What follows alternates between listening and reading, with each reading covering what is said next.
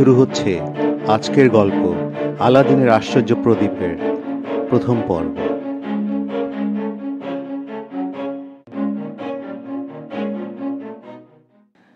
অনেককাল আগের কথা, চীন দেশের এক শহরে এক গরিব দর্জি বাস করত। শহরটার নাম ঠিক আমার মনে নেই। যাই হোক, সেই দর্জির একটা পুত্র সন্তান জন্মেছিল। আদর করে বাবা মা তার নাম রেখেছিল আলাদিন। ছেলেটি কিন্তু মা বাবার ইচ্ছে মতো মানুষ হলো না, লেখাপড়ার ধার দিয়েও গেল না। সে হরেক রকমের বদমাশি বুদ্ধি সব সময় তার মাথায় ঘোরাফেরা করত। এভাবে খারাপ ছেলেদের কুসঙ্গে পড়ে ছোটতেই সে একেবারে বখাটে হয়ে গেল। যদিও ওর বয়স 10 বছর, আলাদিনের বাবা বুঝে নিল ছেলে লেখাপড়া শিখে মানুষ হবে না। মনে বড় আশা করেছিল ছেলে লেখাপড়া শিখে ভালো কিছু করবে, কিন্তু তার চালচলন দেখে সেই আশা ত্যাগ করল। ছেলেকে কাছে ডেকে বলল, শোনো বাবা আলা, তুমি আমাদের একমাত্র সন্তান। তোমাকে নিয়ে অনেক আশা করেছিলাম, কিন্তু এখন বুঝতে পারছি আমাদের কোনো আশাই তুমি পূরণ করতে পারবে না। যাই হোক, আমার বয়স বাড়ছে, কবে আছি কবে নেই। তুমি এখন থেকে আমার দোকানেই বসো, অন্তত দর্জির কাজটা শেখো। খদ্দের পাতি যা আছে দেখে শুনে চললে তোমার আর তোমার মায়ের তেমন কোনো অভাব হবে না। পরদিন থেকে আলাদিন বাবার সাথে দোকানে যেতে লাগলো। কিভাবে সাজ পোশাক তৈরি করতে হয় তার তালিম নিতে শুরু করলো। কিন্তু আলাদিনের অস্থির স্বভাব, সুস্থির হয়ে বসে সূচিকর্ম তার পোষাবে কেন? ভাগ পেলেই সে দোকান ফেলে সঙ্গীদের সাথে খেলায় মত্ত হয়ে ওঠে। বাবা কিছুতেই তাকে বশে আনতে পারে না। অনেক বকুনি, ধমকানি, শাসানি, প্রহার, কোনো কিছুই তাকে দোকানমুখী করতে পারল না। বাবা হয়তো কোনো খদ্দেরের সাথে কথা বলতে ব্যস্ত, সেই সুযোগে বাছাধন টুক করে কেটে পড়েছে। তারপর সারা দিন আর তাকে দেখা যায় না। অনেক চেষ্টা করেও ছেলেকে বাধ্য করে কাজে মন বসাতে পারল না। দিন দিন সে মার্কামারা বন্ধুদের সাথে মাস্তানি গুলতানি করতে করতে একেবারে চোস্ত রংবাজ বনে গেল প্রায়। বাবা মনের দুঃখে সব আশাই ছেড়ে দিল। ছেলের দুঃখে এবং বয়সের ভারে একদিন সে শয্যা নিল। তারপর কিছুকাল রোগ ভোগের পর একেবারে পরপারে চলে গেল। বিধবা মা দেখল স্বামী চলে গেছে, ছেলে অপদার্থ, সুতরাং দোকানপাট রেখে আর কি হবে, তাই যা পেল সেই দামেই বেচে দিল। আলাদিনের মা সেলাই বোনায় বেশ দক্ষ ছিল। বাজার থেকে পশম কিনে এনে জামা বুনে সে দোকানে দোকানে বিক্রি করে যে লাভ পেত, সেই পয়সা দিয়ে ছেলের ও তার নিজের কোনো মতে চলতে লাগলো। আলাদিনকে সে একমাত্র খাওয়ার শোবার সময় ছাড়া কখনোই কাছে পেত না। সারা দিন পাড়ার সমবয়সী বাউন্ডলে ছেলেদের সাথে টোটো করে ঘুরে বেড়াতো সে। মা বিরক্ত হয়ে অনেক সময় ভাবত ছেলেকে আর বাড়িতে ঢুকতে দেবে না, কিন্তু মায়ের মন তার পারে না। এভাবে বন্ধুদের সাথে আড্ডাই আর কি মেরে আলাদিন গায়ে হাওয়া লাগিয়ে ঘুরে বেড়ায়। মা চোখের জল ফেলে আর পশমের জামা বুনে রুটি রুজির পয়সা রোজগার করে। আলাদিনের বয়স যখন 17, তখন তার দেহে যৌবনের জোয়ার আসতে শুরু করে। দেখতে সে সুন্দরী ছিল। প্রথম যৌবনের ছোঁয়া লাগতে আরো সুন্দর মনে হতে লাগলো। তাকে দেখতে লাগলো শাহজাদার মতন। একদিন বাজারের পাশের এক মাঠে তার সঙ্গী সাথীদের সঙ্গে সে খেলায় মেতেছিল। এমন সময় এক দরবেশ ফকির এসে উপস্থিত হলো। লোকটি মুড়ো টাইপের, মরক্কোবাসী। আলাদিনকে দেখে সে মুগ্ধ চোখে তাকিয়ে দেখতে থাকে। বাহ, অপূর্ব সুন্দর তো ছেলেটি। এখানে বলে রাখি, এই দরবেশটি আসলে এক জাদুকর, জ্যোতির্বিদ্যায় অসাধারণ পটু। লোকের মুখ দেখে তার ভাগ্য, বর্তমান, ভবিষ্যৎ সব বলে দিতে পারে। আলাদিনকে দেখতে দেখতে সে ভাবে, হ্যাঁ, এরকম একটি ছেলেরই সে সন্ধান করছিল এতদিন। এর অন্বেষণে সে মরক্কো ছেড়ে এই সুদূর চীন দেশ পর্যন্ত পাড়ি দিয়ে এসেছে। দরবেশ ছেলেদের একজনকে আড়ালে ডেকে আলাদিনের নাম পরিচয় জেনে নিল। দরবেশ এবার আলাদিনকে ডাকে। আলাদিন অবাক হয়, এ আবার কে? চিনতে পারে না। পায়ে পায়ে কাছে এসে দাঁড়ায়। তোমার নাম আলাদিন? আলাদিন ভীষণ অবাক হয়। হ্যাঁ, কিন্তু আপনি জানলেন কি করে মালিক? তোমাকে দেখেই চিনতে পেরেছি বাবা। তোমার আব্বাজান আমার বড় ভাই ছিল। আচ্ছা, তোমাদের দর্জির দোকানটা এখনো আছে? না, মা সে বেচে শেষ করে দিয়েছে। কেন বেচলো কেন? বাবা মারা গেল। আমি তো দর্জির কাজ শেখার সময়ই পেলাম না। এই অবস্থায় দোকানপাট দেখে কে? তাই মা বেচে দিয়ে এখন পশমের জামা বনে বাড়িতে বসে। হঠাৎ ফুপিয়ে ফুপিয়ে কেঁদে উঠল দরবেশ। আলাদিন বিমূঢ় হয়ে পড়ে, বলে, এ কি, আপনি কাঁদছেন কেন? কাঁদবো না? আমার মায়ের পেটের ভাই তোমার বাবা মারা গেছে আর বলছো আমি কাঁদবো না? ওহো আল্লাহ, আমি কি করলাম আল্লাহ? নিজের স্বার্থ নিয়েই মেতে থাকলাম সারাটা জীবন।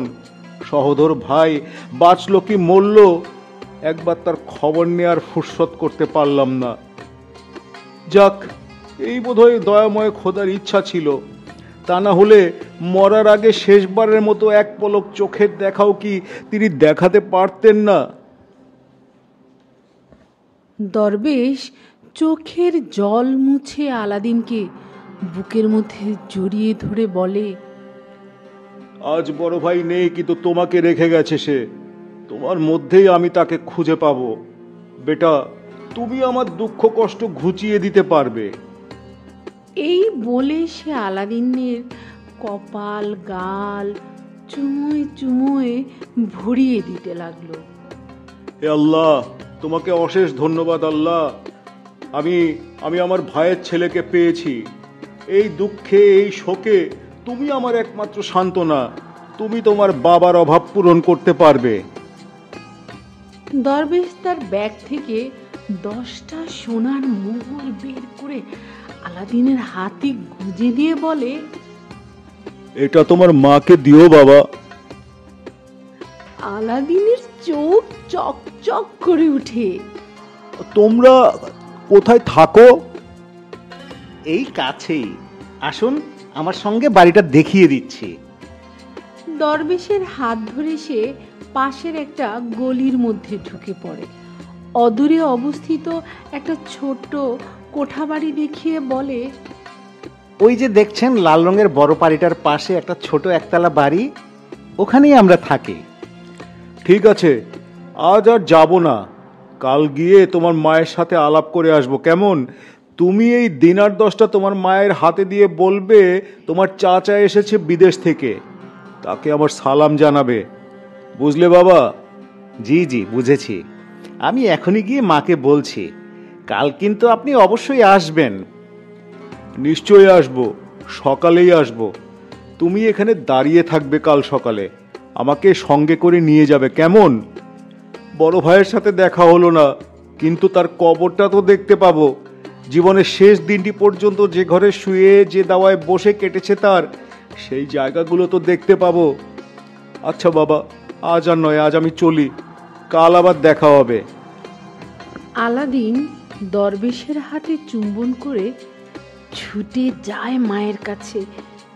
মা ছেলেকে অসময়ে ঘরে ফিরতে দেখে উদ্বিগ্ন হয়। কিরে, শরীর টরীর খারাপ করেছে নাকি? এখনো তো খানার সময় হতে ঘন্টা খানেক বাকি। আলাদিন ওসব কথা গ্রাহ্য করে না। খুশিতে আজ সে ডগমগ। চক চকে 10টা সোনার মোহর তার কোমরে। না মা, শরীর ভালোই আছে। তোমাকে একটা সুখবর দিতে ছুটে এলাম। সুখবর? কিসের সুখবর রে? মা অবাক হয়ে তাকায় আলাদিনের মুখের দিকে। ভবপুরে বাউন্ডুলে একটা অপদার্থ ছেলে আলাদিন, সে কিনা দিবে সুখবর। সন্দেহ, অবিশ্বাসের দৃষ্টি ফুটে ওঠে ওর চোখে। হ্যাঁ মা, খুব ভালো খবর। আমার এক চাচা পরবাস থেকে ফিরে এসেছেন, আজ আমার সঙ্গে দেখা হয়েছে তার। জানো মা, কি নজর! আমাকে দেখেই বললেন, তুমি আলাদিন না?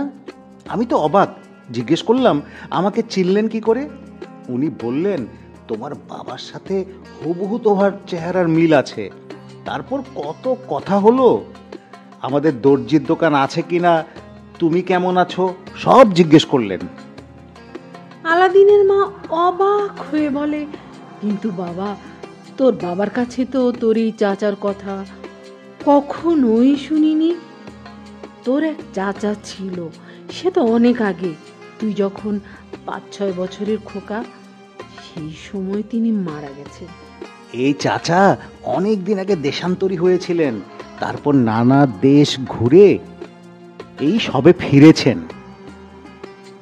মা ভাবলো হতেও পারে, অনেককাল আগের কথা, হয়তো পুরনো শোকের আগুনটা তার স্বামী আর উস্কে দিতে চায়নি। ঠিক আছে বাবা, কাল তাকে নিয়ে আয়, হাজার হলেও চাচা রক্তের সম্পর্ক। পরদিন সকাল হতেই আলাদিন বিছানা ছেড়ে উঠে পড়ে। সাধারণত এত সকালে তার কাছে মাঝ রাত্রির সমান। সকাল 10টার আগে সে কোনো দিন শয্যা ত্যাগ করে না, কিন্তু আজ যে তার চাচাকে আনতে যেতে হবে, চটপট তৈরি হয়ে নিল সে। বিছানার তলা থেকে সেই 10টা মোহর আবার কোমরে বেঁধে নিল। টাকাগুলো সে মাকে দেয়নি, সে সম্বন্ধে কোনো কথাও বলেনি। প্রায় ছুটতে ছুটতে সে বাজারের পাশের সেই খেলার মাঠে এসে দাঁড়ায়। দরবেশ তখনও আসেনি। অধীর আগ্রহে সে অপেক্ষা করতে থাকে, ভাবে হয়তো তারই আসতে দেরি হয়েছে, চাচা দেরি দেখে হয়তো ফিরে গেছেন। কিন্তু না, একটু পরেই দেখা গেল দরবেশ আসছে। এই যে বেটা আলাদিন, কতক্ষণ দাঁড়িয়ে আছো? আমার কি আসতে দেরি হয়ে গেল? আলাদিন আমতা আমতা করে বলে, না মানে আমি ভাবলাম আপনি আগেই এসে পড়েছেন, একা একা দাঁড়িয়ে থাকবেন, তাই আমি একটু আগে এসে দাঁড়ালাম। তা বেশ করেছো, খুব ভালো করেছো। এই নাও, দুটো দিনার নাও, এই দুটো মাকে দিয়ে বলো আমি আজ দুপুরে তোমাদের সাথে খানা পেনা করব। অল্প স্বল্প যা কিছু হোক বাজার টাজার করে এনে রাখতে বলবে। আমি দুপুরে নামাজ সেরে তোমাদের বাসায় যাব। আর হ্যাঁ, তোমাদের বাসাটা আবার একটু ভালো করে চিনিয়ে দাও তো বাবা, কাল যদিও দেখে নিয়েছি তবু গোলমাল না হয়ে যায়। আলাদিন আবার দূর থেকে বাসাটা দেখিয়ে দিল দরবেশকে। তারপর বিদায় নিয়ে মায়ের কাছে চলে এলো এক ছুটে। দিনার দুটো হাতে গুজে দিয়ে বলল, চাচা তোমাকে দিতে বললেন, বাজার করে খানাপিনা পাকাও, তিনি নামাজ সেরে খেতে আসবেন। দিনার দুটো পেয়ে ছেলের কথার অবিশ্বাস করতে পারে না মা। আলাদিনের অনেক ফন্দি ফিকিরের সাথে সে পরিচিত। নানা মতলব করে কতবার যে তাকে ধোকা দিয়ে পয়সা বের করে নিয়ে গেছে তার ইয়ত্তা নেই। কাল থেকে সে শুধু ভাবছিল এ বোধহয় আলাদিনের নতুন চাল। কিন্তু নগদ দুটো স্বর্ণমুদ্রা পেয়ে তার ভাবনাটা ঘুরে গেল। না, তাহলে সত্যি হয়তো তার চাচা ফিরে এসেছেন।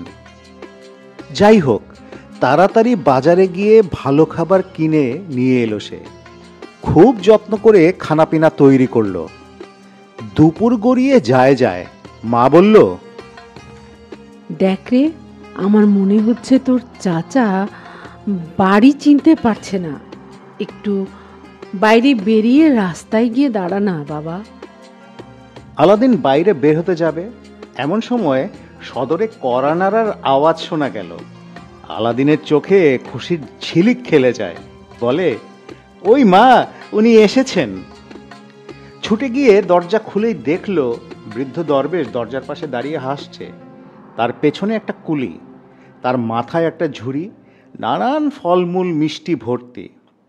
কুলিটা ঘরের ভেতরে দাওয়ায় ঝুড়িটা নামিয়ে দিয়ে চলে গেল। আলাদিন দরবেশকে স্বাগত জানিয়ে ভেতরে নিয়ে এসে বসালো। আলাদিনের মা এসে দরজার পাশে দাঁড়িয়ে সালাম জানালো।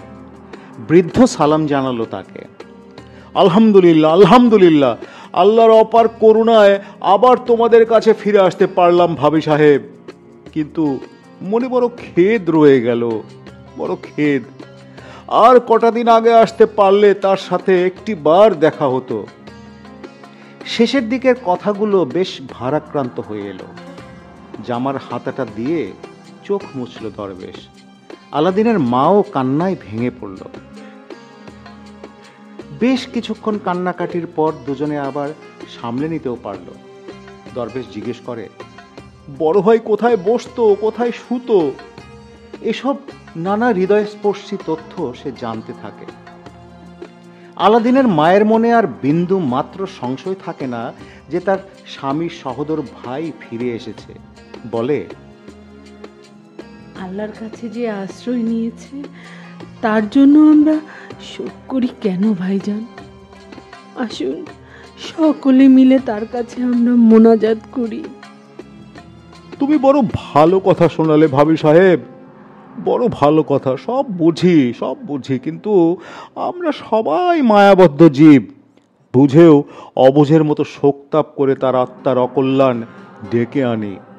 আচ্ছা থাক ওসব কথা। আচ্ছা বলো দেখি, আলাদিন কি করছে? রোজগারপাতি যা করছে তাতে সংসার চলছে তো?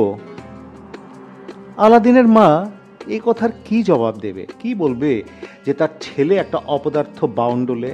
কি করে বলবে এত বড় ছেলে এক পয়সাও রোজগার করে না, মায়ের ঘাড়ে বসে খায়? আর কি করেই বা বলবে যে পশমের জামা বুনে তার দিন চলে? না না ভাবি, চুপ করে থেকো না ভাবি সাহেব। ওর বাবার অবর্তমানে আমি চাচা, তার দেখাশোনা করার একমাত্র লোক। আমার কাছে লজ্জা শরম করার তো কোনো ব্যাপার থাকতে পারে না। বলো, সে এখন ব্যবসাপত্র কি করছে? কিছুই করে না আলাদিন, সারাদিন বন্ধুদের নিয়ে ঘুরে বেড়ায়, শুধুমাত্র খাবার সময় হলে বাড়ি ফিরে। খুব অন্যায়, এ তো খুব অন্যায়। কই আলাদিন, এদিকে এসো, আমার সামনে এসে দাঁড়াও। আলাদিন চোরের মতো জড়সড় হয়ে একপাশে এসে মাথা নিচু করে দাঁড়ায়। কি বেটা, কাজকাম করতে মন চায় না, এই তো? আলাদিন কোনো জবাব দেয় না, দিতে পারে না, চোখ তুলতেও পারে না মাটি থেকে। দরবেশ এবার ওকে আদর করে পাশে ডাকে, কিন্তু কাজ করতে মন চায় না কেন? মনের মতো কাজ পাওনি বলে, তাই তো?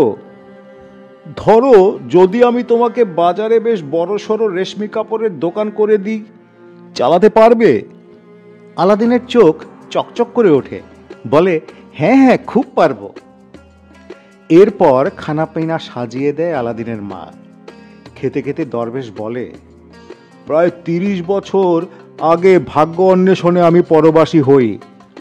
আরব, বাগদাদ, হিন্দুস্তান, নানা দেশ ঘুরতে ঘুরতে মিশরে চলে যাই। সেখানে বছর 10 কাটানোর পর মরক্কোতে গিয়ে পাকাপাকিভাবে আজ 20 বছর ব্যবসা করছিলাম। টাকা পয়সা অনেকই রোজগার করলাম, কিন্তু ভাবি, সত্যি কথা বলতে কি, মনে শান্তি পেলাম না। যতই বয়স বাড়তে লাগলো ততই দেশের জন্য মন অশান্ত হয়ে উঠল। তখন কি জানি ভাই আমাকে ডাকছে, তাহলে তো সব কাজ ফেলে তখনই চলে আসতাম। আজ যাই কাল যাই করতে করতে এত দেরি হয়ে গেল যে ভাইকে আর চোখের দেখাটাই দেখতে পারলাম না। রক্তের এমনই টান, সেই সুদূর মরক্কোতে বসেও আমি ঠিকই বুঝতে পেরেছিলাম ভাই আমাকে ডাকছে, সেই এলামও। আহা, কয়েকদিন আগে যদি পৌঁছাতে পারতাম। দরবেশ আর কথা শেষ করতে পারে না, কান্নায় কণ্ঠ রুদ্ধ হয়ে আসে। আবার ডুকরে কেঁদে ওঠে আলাদিনের মা।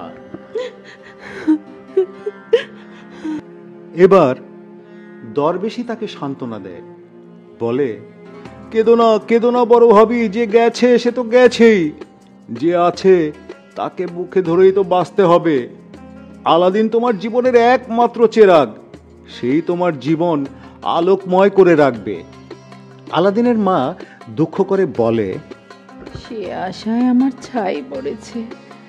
ছেলে কি আর মায়ের দুঃখ বোঝে? সে তো তার বন্ধুদের নিয়েই ব্যস্ত থাকে। এখনো গতরে বল আছে, চোখে দৃষ্টি আছে, তাই দুটো খেতে পাচ্ছি। কিন্তু কিন্তু যখন অথর্ব হয়ে পড়ব, চোখে ছানি পড়বে, তখন তখন কি গতি হবে আমাদের? সে কথা ভেবেই আতকে উঠি, আর ভয়ও লাগে আলাদিনের জন্য। এখনো বুঝতে পারছে না, দিব্যি গায়ে হাওয়া লাগিয়ে ঘুরে বেড়াচ্ছে। খাওয়ার সময় হলে এসে খেয়ে যাচ্ছে, কিন্তু একটি বার ভেবে দেখে না এই খানাপিটা জুটছে কি করে। যা গেছে তা গেছে। আমি যখন এসে পড়েছি আর কোনো ভাবনা ভাবতে হবে না তোমাদের। আলাদিনকে আমি বাজারে একখানা মস্ত বড় কাপড়ের দোকান করে দেব। গায়ে গতরে কিছুই খাটতে হবে না ওকে। লোকজন থাকবে, তারাই সব করবে। আলাদিন শুধু তহবিল নিয়ে বসবে, টাকা পয়সার হিসাব বুঝে নিবে। কে পারবে না আলাদিন? খুব পারবো, খুব পারবো। তাহলে কালই চলো বাজারে। আগে তোমার দোকানের মালিকের মতো সাজ পোশাকে সেজে এক সওদাগর পুত্র বানাতে হবে। সেজে গুজে শাহজাদার মতো গদিতে বসবে। রাস্তা দিয়ে চলতে চলতে তোমাকে দেখে খদ্দেররা মুগ্ধ হয়ে দোকানে ঢুকে পড়বে। এই ব্যবসার যে ধরন, তা তো বজায় রাখতেই হবে। আলাদিনের আনন্দ আর ধরে না। দরবেশ বলে, এবার আমি উঠি। তাহলে সেই কথাই রইল। আর আমি কাল সকালে আসছি, তোমাকে নিয়ে বাজারে বেরোবো। দরবেশ চলে গেল। আলাদিনের মা ভাবল আল্লাহ নিজে তাকে পাঠিয়েছেন, তা না হলে তাদের এই দীনহীন, এই দরিদ্র দশায় এরকম পরম আত্মীয় কেউ সব দায় মাথা পেতে নিতে চায়। স্বামীর ছোট ভাইয়ের প্রতি কৃতজ্ঞতায় মন ভরে ওঠে তার। পরদিন সকালে আবার কড়া নড়ে ওঠে। আলাদিনের মাই দরজা খুলে দেয়। এসো ভাইজান, ভেতরে এসে বসো। না ভাবি, এখন আর বসবো না। কই আলাদিন কোথায়? ওকে পাঠিয়ে দাও। কাল বলে গিয়েছিলাম না বাজারে যেতে হবে, আজ ওর সাজ পোশাক কিনে দেব। হয়তো সাহেব এখন নাক ডাকিয়ে ঘুমোচ্ছে। দেখি, যাই ডেকে তুলি গে। আলাদিন প্রস্তুত হয়ে দরবেশের সাথে বাজারে চলে গেল। বাজারের বড় বড় দোকান ঘুরে ঘুরে ওরা সাজ পোশাক পছন্দ করতে থাকে। বৃদ্ধ বলে, বেটা, লজ্জা শরম করো না। যেটা খুশি বেছে নাও, দামের জন্য তোমাকে ভাবতে হবে না। যাই হোক, শেষ পর্যন্ত একটা পোশাক তারা পছন্দ করতে পারল। দোকানদার বলল, আপনার ভাইপোর পছন্দ আছে বলতে হয় জনাব। এর চেয়ে ভালো পোশাক আমার কেন, সারা বাজারের কোনো দোকানে পাবেন না আপনি। নজর উঁচু না হলে বড় কাজ করবে কি করে? ডোরা কাটা রেশমি শেরওয়ানি, সাদা পাগড়ির মধ্যে সোনার জরির কাজ, কাশ্মীরের কোমরবন্ধ, টক টকে লাল চামড়ার জুতো। দোকানে দামটা যাই চাইলো না কেন, এক পয়সাও দরাদরি না করে পুরো টাকাটাই বের করে দিল বৃদ্ধ। তারপর পোশাকের মোড়কটা আলাদিনের হাতে দিয়ে বলল, বেটা চলো, এবার তোমায় হামামখানায় নিয়ে যাব। খুব সুন্দর করে ঘষে মেজে গোসল করিয়ে একেবারে নতুন সাজে সাজাবো তোমাকে। গোসল শেষে আলাদিন নতুন এক নওজোয়ান যুবক হয়ে বেরিয়ে এলো। গোসলের পর নাস্তা, খাবার দোকানে বসে দুজনে তৃপ্তি করে খানাপিনা সারল। বৃদ্ধ বলল, এবার ওই পাশের ঘরটায় ঢুকে পড়ো। ওখানে আয়না প্রসাধন সব আছে। খুব পরিপাটি করে ইচ্ছে মতো কাজল সুরমা আতর মাখিয়ে আসো। এমন বাদশাহী জায়গা আলাদিন জীবনেও দেখেনি। সেজে গুজে যখন বেরিয়ে এলো, তখন তাকে কে বলবে সে শাহজাদা নয়? যেমন চাঁদের মতো রূপ, তেমনি জমকালো তার সাজ পোশাক। প্রথম দর্শনে মনে হয় যেন কোনো সুলতান বাদশার পুত্র। আলাদিন এসে বৃদ্ধের করচুম্বন করে, সেও তাকে জড়িয়ে ধরে বুকে। এই তোমার চলা শুরু হলো বেটা, এবার আসল কাজে নামতে হবে। চলো বাজারের দিকে যাই। কোথায় তুমি দোকান খুলতে চাও আমাকে দেখিয়ে দাও, আমি সেখানেই তোমার দোকান খুলে দেব। দোকানের জায়গা পছন্দ করার পর বৃদ্ধ বলল, এবার চলো একটু শহরটা ঘুরে ঘুরে বেড়ানো যাক, লোকে তোমাকে দেখুক। তুমি যে একজন যেই সে লোকের ভাইয়ের ছেলে নও সেটা তারা জানুক।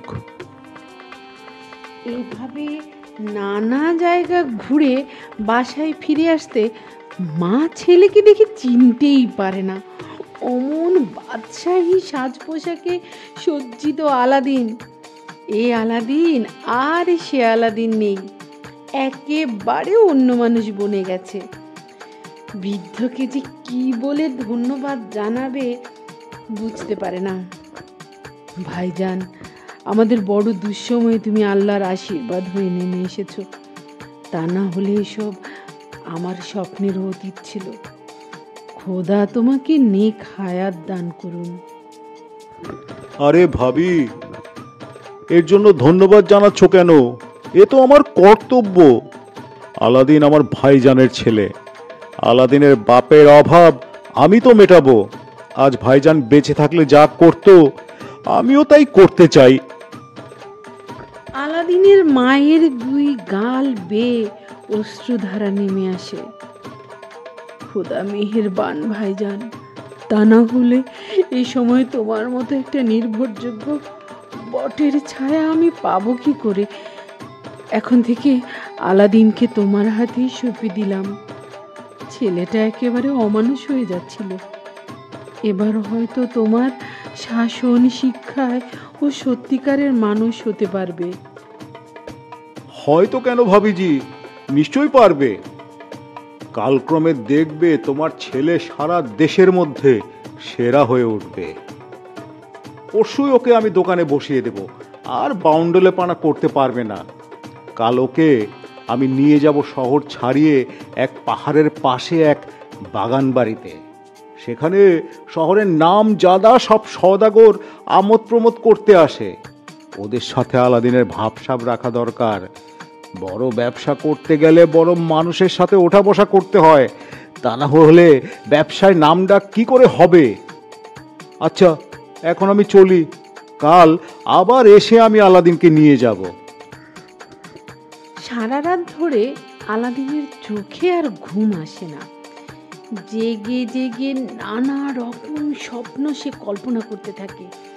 সে ব্যবসা করবে, মস্ত বড় সওদাগর হবে, অনেক টাকা হবে তার, অনেক ধন দৌলত। তখন কি আর সেই জরাজীর্ণ পোড়া বাড়িতে পড়ে থাকবে? সুলতানের উজিরের প্রাসাদের মতো একখানা সুন্দর প্রাসাদ বানাবে। কত লোক লস্কর, কত নফর চাকর, বাদি দাসী গম গম করবে সারা প্রাসাদ। সে হবে তার একমাত্র মালিক। তার ইশারায় কত লোক উঠবোস করবে। আলাদিন আর ভাবতে পারে না, বিছানা ছেড়ে উঠে দাঁড়ায়। নিশিরাত, চারদিক নিস্তব্ধ, নিরন্ধ অন্ধকার। ঘরের মধ্যে চেরাগের সলতেটা নিষ্প্রভ হয়ে ধুঁকছে। আলাদিন আলোটা জোরালো করে দেয়। আলনায় ঝোলানো পোশাকটা সে নেড়ে চেড়ে দেখে। ঝুঁকে পড়ে নাক দিয়ে নতুন সাজের গন্ধ গ্রহণ করতে থাকে। আতরের খুশবু তখনও সুবাস ছড়াচ্ছিল সারা পোশাকটায়। এভাবে একসময় সকাল হয়ে আসে। আলাদিন হাত মুখ ধুয়ে সাজ পোশাক পরে অধীর আগ্রহের পথের দিকে তাকিয়ে থাকে। সময় যেন আর কাটতে যায় না। অস্থিরভাবে পায়চারি করে এদিক ওদিক। আজ যেন চাচা একটু দেরি করছেন। কিন্তু দেরি করার মানুষ তো তিনি নন। কিংবা সেই কি অনেক সকালে উঠে পড়েছে? যাই হোক, একটু পরে বৃদ্ধ দরবেশ এসে পড়ল। আলাদিনের জন্য ঘাম দিয়ে জ্বর ছেড়ে দিল। কেননা তার মনে হচ্ছিল আজ যদি চাচা না আসেন তাহলে বেড়াতে যাওয়াটা মাঠে মারা যাবে। কিন্তু আলাদিনের আশঙ্কা অমূলক। একটু পরেই বৃদ্ধ দরবেশ এসে হাজির। আলাদিন ছুটে গিয়ে ওর করচুম্বন করে বলল, আমি ভাবলাম চাচা আপনি বোধহয় এলেন না। বৃদ্ধ হাসে, আলাদিনের পিঠ চাপড়ায়। খুব অধৈর্য হয়ে উঠেছ বুঝি? চলো, আর দেরি নয়, এখনই বেরিয়ে পড়া যাক, অনেক দূর যেতে হবে। আলাদিন পা বাড়িয়েই ছিল, বলে, চলুন চলুন। হাঁটতে হাঁটতে ওরা শহরের শেষ প্রান্তে এসে পড়ে। এরপর বিস্তীর্ণ শস্য শ্যামল প্রান্তর। তাও এক সময় অতিক্রম করে গাছপালায় ঘেরা এক গ্রামের মধ্যে প্রবেশ করে। কত সুন্দর ঘরবাড়ি, বাগ বাগিচা পেরিয়ে আরো সামনে এগিয়ে চলে। আলাদিন ক্লান্ত বোধ করে, বলে, চাচা কত পথ পার হয়ে এলাম, আর কত দূর যেতে হবে? সামনে তো পাহাড় ছাড়া আর কিছুই দেখছি না। আমি আর পথ চলতে পারছি না চাচা, বড্ড খিদে পেয়েছে। বৃদ্ধ দরবেশ একটা ঝোলা থেকে বেশ কিছু ফল আর পিঠা বের করে আলাদিনের হাতে দেয়। নাও, খেয়ে নাও, আর বেশি দূর নয়, ওই তো কাছেই এসে পড়েছি। পৌঁছলে দেখবে কি মজার জায়গা, সারা দুনিয়ায় তার জুড়ি নেই। এভাবে নানা আশার কথায় ভুলিয়ে আলাদিনকে পাহাড়ের কাছে সেই মরুপ্রান্তরও পার করে নিয়ে যায় দরবেশ। অবশেষে ওরা পৌঁছায় পাহাড়ের পাদদেশে এক সুন্দর উপত্যকায়। একটা পাথরের খণ্ডকে আসন করে ওরা পাশাপাশি বসে। দরবেশ আলাদিনের কাঁধে হাত রাখে, বলে, নাও একটু বিশ্রাম করে নাও, এখানে ঘুমে চোখ জড়িয়ে আসছে না? আচ্ছা, একটু ঘুমিয়ে নাও, তারপর আমি তোমাকে এক অলৌকিক মজার জিনিস দেখাবো। সে জিনিস সারা দুনিয়ার কেউ তোমাকে দেখাতে পারবে না, এবং আমার বিশ্বাস পৃথিবীর কোনো মানুষই কোনো কালে দেখেনি সেটা। যখন তুমি দেখবে, সারা দিনের এই পরিশ্রম সব সার্থক হবে তখন। কিছুক্ষণ বিশ্রাম করার পর আলাদিন চোখ খুলে অবাক হয়ে দেখে তার চোখের সামনে বিস্তীর্ণ এক লতা গুল্মের ঝোপ জঙ্গল। দরবেশ বলে, ওঠো ওঠো, উঠে পড়ো, যাও ওই জঙ্গল থেকে এক আটি শুকনো ডালপালা কুড়িয়ে নিয়ে এসো।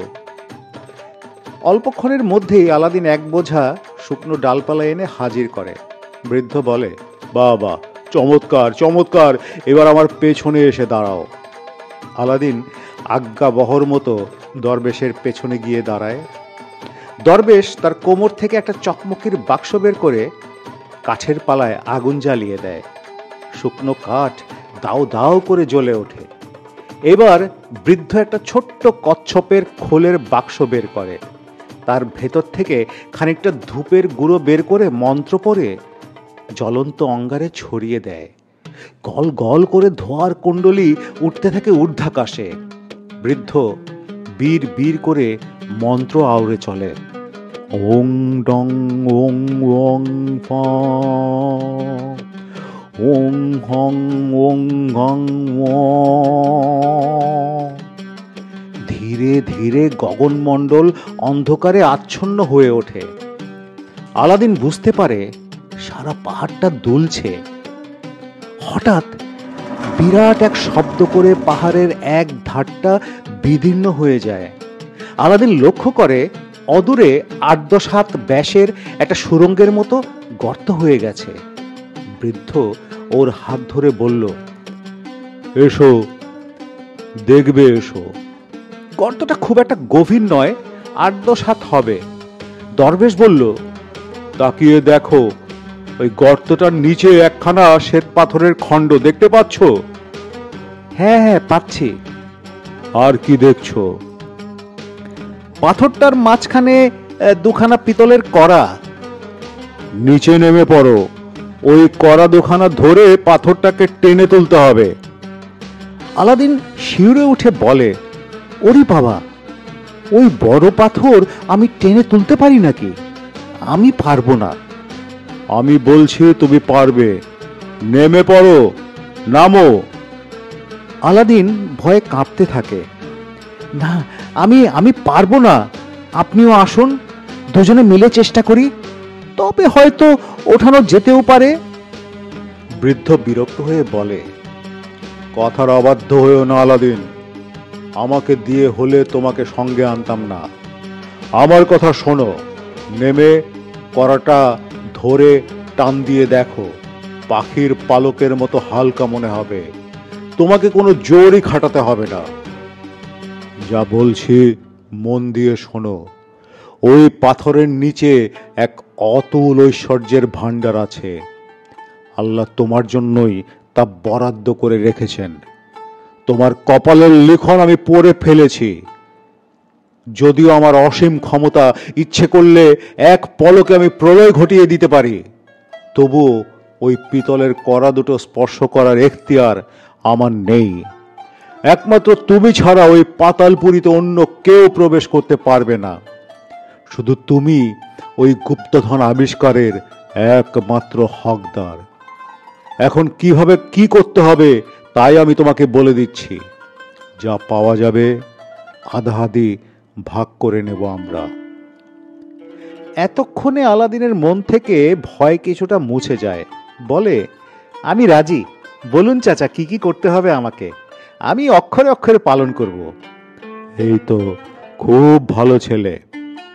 বৃদ্ধ বুকে জড়িয়ে ধরল আলাদিনকে, আদর করতে করতে বলল, তুমি আমার ছেলে, এই দুনিয়ায় আমার বলতে তো কেউই নেই, তুমি আমার সব। শুধু তোমার ভালোর জন্যই আমি সেই সুদূর মরক্কো থেকে এসেছি। আচ্ছা, আর দেরি করো না, এবার নামো, ওই কড়া দুটো টেনে তোলো পাথরটা।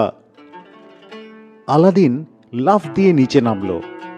বৃদ্ধ বলল, এবার কড়ায় হাত লাগাও, দেখবে তুলোর মতো হালকা হয়ে উঠে আসবে। আলাদিন করা টানতেই পাথরের সেই প্রকাণ্ড খণ্ড আলগা হয়ে হাতের সঙ্গে উঠে এলো। আলাদিন পাথরখণ্ড একপাশে দাঁড় করিয়ে রাখল। নিচে একটা গুহা। উঁকি দিয়ে দেখলো সিঁড়ি নেমে গেছে। 12টা ধাপের নিচে একখানা বিরাট দরজা। রুদ্ধ দরজার পাল্লা দুখানা তামার পাতে গড়া, অসংখ্য বল্টু দিয়ে আটা। বৃদ্ধ নির্দেশ করে, নিচে নেমে যাও, দরজা আপনা আপনি খুলে যাবে। দরজা দিয়ে ঢুকলে দেখতে পাবে একটা বিরাট ঘর। ঘর 3টা, দরজা দিয়ে 3টা কামরায় ভাগ করা আছে। প্রথম কামরায় দেখতে পাবে একটা বিরাট 4টি তামার জ্বালা, সেগুলো তরল সোনায় ভরা। পাশের কামরায় দেখবে ওরকমই 4টি রূপোর জ্বালা, তার মধ্যে আছে সোনার গুরু। আর শেষ কামরায় দেখবে 4টি সোনার জ্বালা, তার মধ্যে আছে সোনার মোহর। তুমি কিন্তু এসব কিচ্ছু লক্ষ্য করবে না। সাবধান, ভুলেও ওই জ্বালার গায়ে হাত ঠেকাবে না। যদি ঠেকাও, সঙ্গে সঙ্গে তুমি পাথর হয়ে যাবে। 3য় কামরার শেষে আরেকটা দরজা পাবে। সেই দরজা দিয়ে এগোলে এক মনোরম বাগিচার মধ্যে গিয়ে পড়বে তুমি। চারদিকে কত রকমের ফুল আর ফল দেখে চোখ জুড়িয়ে যাবে, কিন্তু ওসবের দিকে নজর দিবে না। আরো এগিয়ে যাবে, আরো খানিকটা এগোলে দেখবে একটা থাম লাগানো আছে, একটা সিঁড়ি। সেই সিঁড়ি বেয়ে সোজা উপরে উঠে যাবে, দেখবে একটা ছাদের আঙিনা। ছাদের উপরে দাঁড়িয়ে সামনের দিকে তাকালেই দেখতে পাবে 2 থামের মাঝখানে ফাঁকে একটা চেরাক রাখার জায়গা। সেই জায়গার উপরে একটা পেতলের চেরাক দাঁড়িয়ে আছে, তার মাথায় একটা চেরাক জ্বলছে। তুমি এগিয়ে যাবে, ফু দিয়ে চেরাক বাতিটা নিভিয়ে দেবে। তারপর চেরাগটাকে হাতে তুলে ছাদের উপরে উপর করে সব তেল ঢেলে দিয়ে তোমার জামার তলায় লুকিয়ে আবার নিচে নেমে আসবে। তোমার এই মূল্যবান জামা কাপড় নষ্ট হওয়ার কোনো ভয় করো না, কারণ চেরাগের তেলে কোনো দাগ লাগবে না। এই তেল সাধারণ কোনো তেল নয়। এরপর আর কোথাও দাঁড়াবে না, যে পথে যাবে ঠিক সেই পথ ধরেই আবার আমার কাছে ফিরে আসবে। তবে ঘাবড়ে যেও না, মুখের হাবভাব দেখে যেন বোঝা না যায় তুমি চেরাগ বাতি চুরি করে পালাচ্ছ। এমন সহজ সাধারণভাবে চলবে যেন ব্যাপারটা কিছুই নয়, বড়জোর দেখে মনে হতে পারে বাগানে বেড়াতে এসছো তুমি। আর চেরাগটা যদি একবার আমার হাতে এনে দিতে পারো আলাদিন, তখন আর পায়কে আমাদের, তামাম দুনিয়ার সেরা ধনী হতে পারবো আমরা। দরবেশ তার নিজের আঙুল থেকে একটা আংটি খুলে আলাদিনকে ছুঁড়ে দিল। এটা পরে নাও, এই আংটি মন্তব্যত, কাছে থাকলে কোনো বিপদ হয় না, শয়তানের নজর দিয়ে কোনো কাজ নষ্ট করতে পারে না। তাছাড়া বুকের সাহসও অনেক বেড়ে যাবে। দেখো, এখন ভালোই ভালোই তোমার কাজ সমাধা করে ফিরে এসো, তারপর দেখবে আমরা কত বড় লোক হয়ে গেছি। আর শোনো আলাদিন, তোমার ওই শেরওয়ানিটা গুটিয়ে কোমরে গুজে নাও। সাবধান, কোনোভাবেই যেন ওই জ্বালাগুলির সাথে ছোঁয়াছুঁয়ি না হয়ে যায়, তাহলে তুমিও খতম হয়ে যাবে আর চেরাগ বাতি লাভের আশাও ছাই হয়ে যাবে। আলাদিন নিচে নেমে গেল, শেরওয়ানির ঝুল কোমরে গুঁজে নিল। দরজার সামনে দাঁড়াতেই পাল্লা দুখানা সরে গেল। আলাদিন ঘরে প্রবেশ করলো। চাচার কথা মতো কোনো দিকেই সে দৃষ্টিপাত করলো না। এক এক করে 3খানা ঘরই পার হয়ে বাগানের মধ্যে এসে দাঁড়ালো।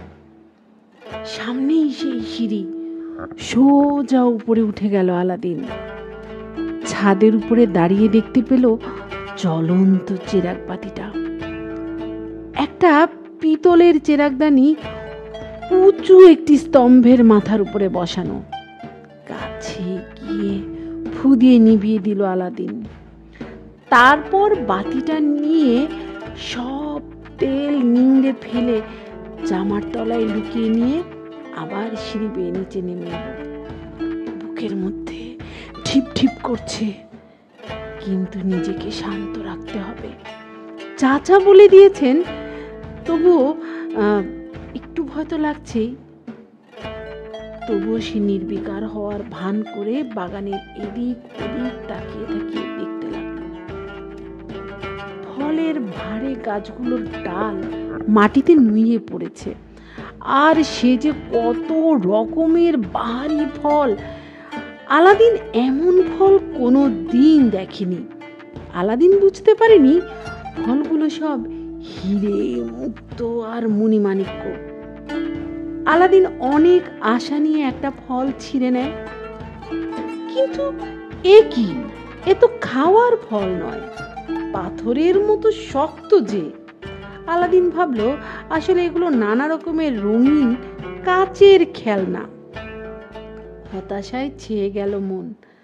যাই হোক, মাকে দেখাবে বলে যতটা পারলো ছিঁড়ে ছিঁড়ে জামার পকেটে, কোমরের বন্ধনীতে ভরে নিল সে। আবার সেই 3 কামরার জ্বালাগুলোর স্পর্শ বাঁচিয়ে সাবধানে পার হয়ে আসে আলাদিন। 12খানা সিঁড়ি বেয়ে উপরে উঠে আসতেই দেখে পাথরের খণ্ডটির পাশে দাঁড়িয়ে আছে বৃদ্ধ। তার চোখ দুটো ভাটার মতো জ্বলছে। গম্ভীর কণ্ঠে বলল, এনেছো আমার চেরাগ? দাও আমাকে। এনেছি চাচা, দিচ্ছি। আগে আমি উপরে উঠি, তারপরে এই কাচের খেলনাগুলো সব নামাই, তারপর বের করে দিচ্ছি। না, এখনই এখনই দাও। বারে, আমি সারা জামা পায়জামা ভরে এই কাচের ফলগুলো নিয়ে এসেছি। এগুলো নামাতে দিন, তাড়াহুড়ো করলে সব ভেঙে গুড়িয়ে যাবে তো। এগুলো ঠিকমতো নামিয়ে রাখি, তারপর আপনার চেরাগ বাতি বের করে দিচ্ছি। সে তো একেবারে আমার পেটের সঙ্গে গোজা আছে, একেবারে তলায় চাপা পড়ে আছে। দরবেশের চোখ থেকে আগুন ঠিকরে বের হচ্ছে। বুঝেছি।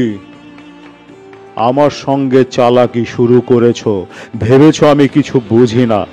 আমি ওসব কোনো কথাই শুনতে চাই না। দেবে কিনা বলো, তা না হলে এখনই মজার টের পাইয়ে দেব শয়তান। আমার চিরাগ বের কর, বের কর আমার চিরাগ। আলাদিন বুঝতে পারে না হঠাৎ চাচা কেন এত ক্রুদ্ধ হয়ে উঠলেন। বলে, কিন্তু আমাকে তো বের করতে দিবেন চাচা, আমি তো বের করতে পারছি না। চাচা?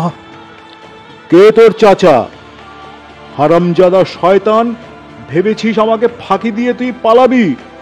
সেটা হবার নয়। এই বলে দরবেশ আচমকা 2 থাপ্পড় বসিয়ে দিল আলাদিনের গালে।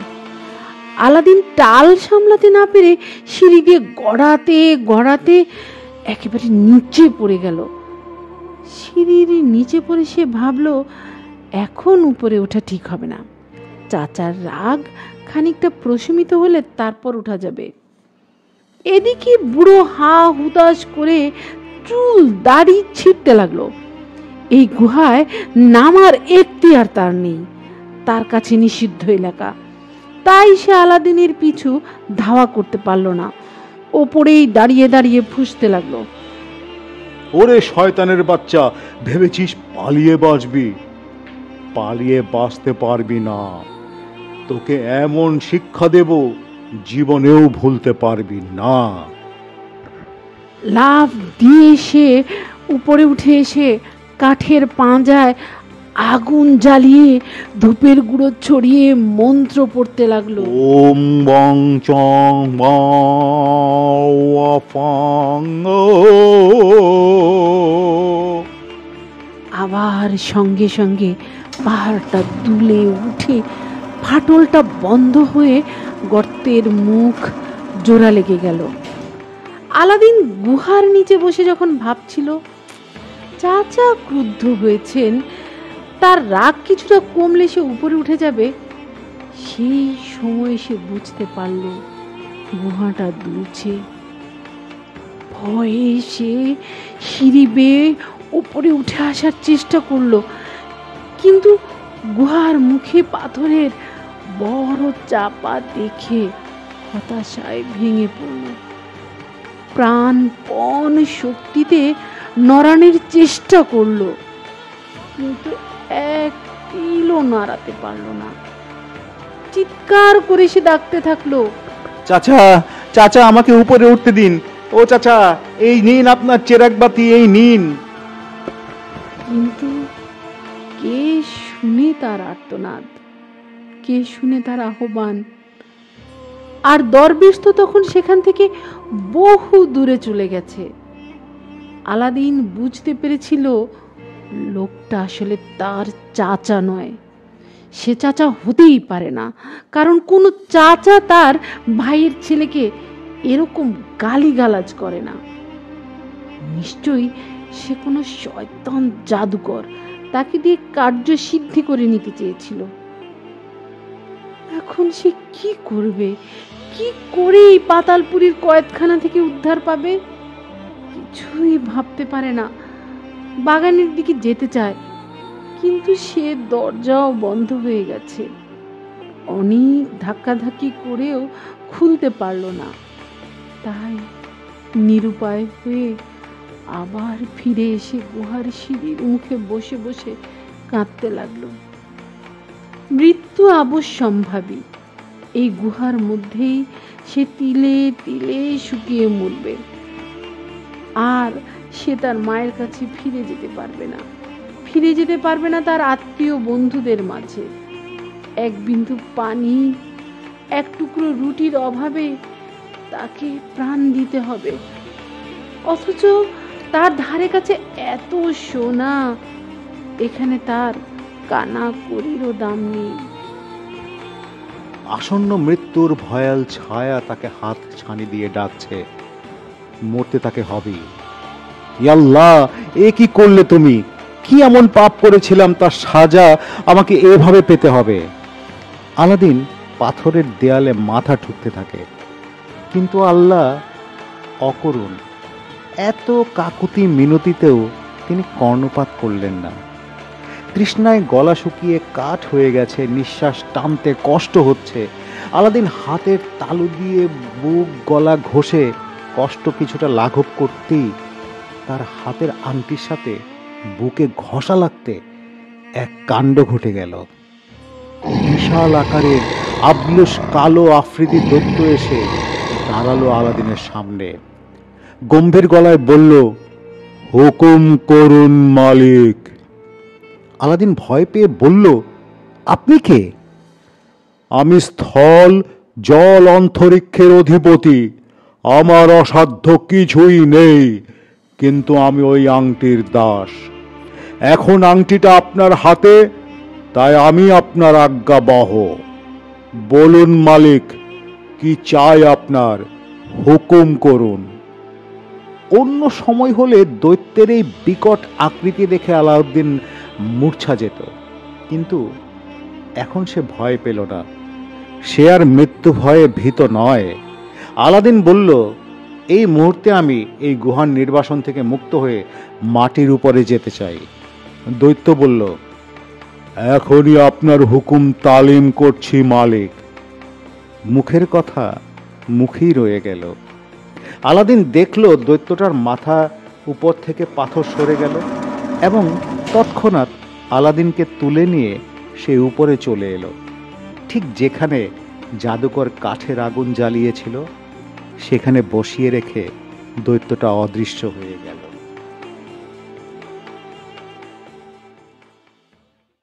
বিচিত্র স্টেশনের বিচিত্র সাসপেন্সে আজ আপনারা শুনলেন আলিফ লায়লা তথা আরব্য রজনীর অন্যতম জনপ্রিয় গল্প আলাদিনের আশ্চর্য প্রদীপ। এরকম আরও অনেক গল্প শুনতে এবং নানান বৈচিত্র্যময় অনুষ্ঠান দেখতে বিচিত্র স্টেশন চ্যানেল সাবস্ক্রাইব করুন, বেল আইকন প্রেস করুন, নোটিফিকেশন পাবেন। আমাদের সাথে থাকুন।